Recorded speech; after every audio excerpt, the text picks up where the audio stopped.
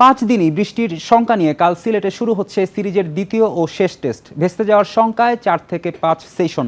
তবে টাইগারদের ভাবনা শুধু ম্যাচ নিয়ে, জয় ছাড়া অন্য কিছু ভাবছে না শান্তর দল। অন্যদিকে ভুল থেকে শিক্ষা নিয়ে সিরিজ ড্র করতে চায় পাকিস্তান।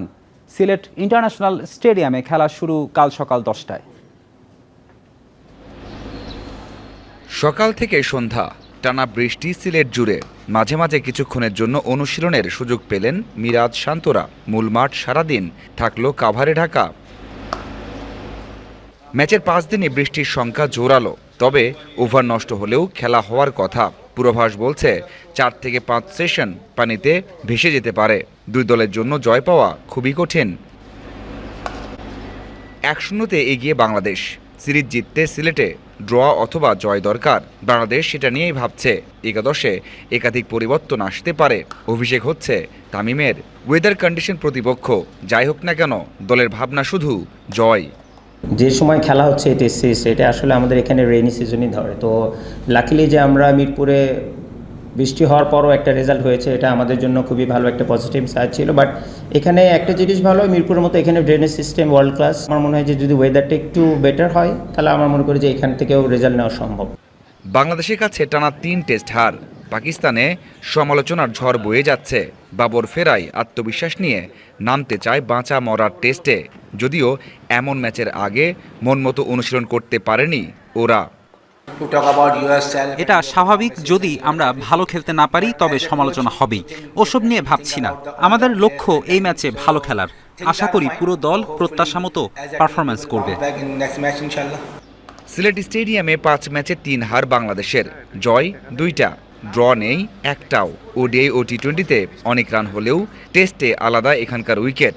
পঞ্চম দিনে 200 রান চেস করা বড্ড কঠিন এই উইকেটে।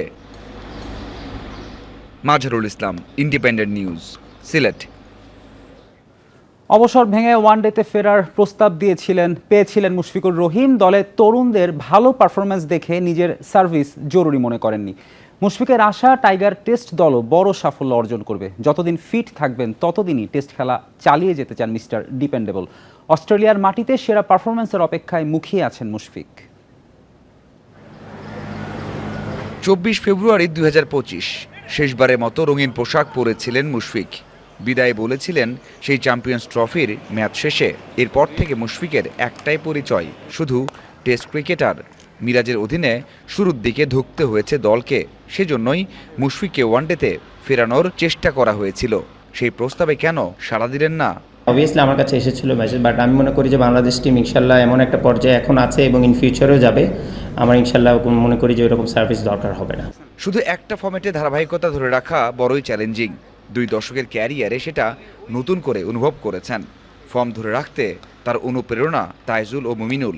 টেস্ট ক্রিকেটে এত দূর আসার পেছনে আমার মনে করি দুটো ব্যক্তি খুবই অনেক বড় অবদান ছিল, একটা মুমিনুল আর তাইজুল। কারণ আমি লাস্ট 2-3 বছর ধরে যেটা ফিল করছি, একটা ফরম্যাট খেলছি, তো I can easily feel their pain যে লাস্ট ওরা almost 10 to 12 years without any complaining or anything, day in day out ওরা কাজটা করেছে, প্রসেসটা মেনটেন করেছে। But it's not that easy.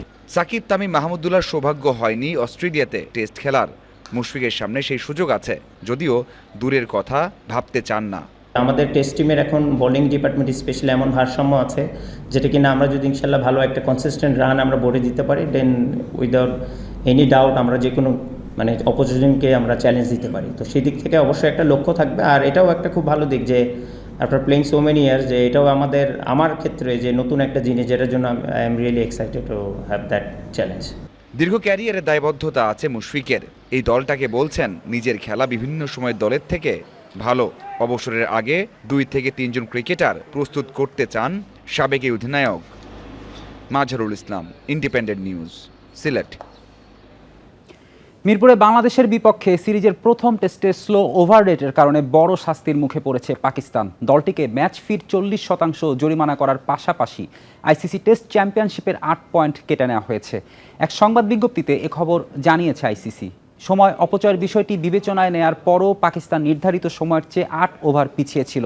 Mirpur টেস্টে আইসিসির এলিট প্যানেলের ম্যাচ রেফারি জেফ ক্র এই শাস্তি নির্ধারণ করেছেন। আইসিসির আচরণবিধি অনুযায়ী নির্ধারিত সময় প্রতি ওভার কম বল করার জন্য খেলোয়াড়দের ম্যাচ ফির 5% হারে জরিমানা করা হয়।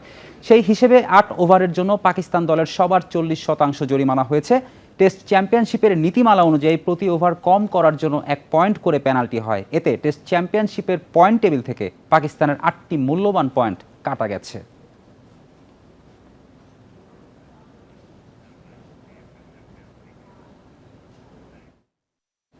এই ছিল আজকের যত খেলা। ইন্ডিপেন্ডেন্ট টেলিভিশনের সব খবর বিস্তারিত জানতে চোখ রাখুন ফেসবুক, ইউটিউব ও এক্সে। আমন্ত্রণ আমাদের পরের আয়োজনে।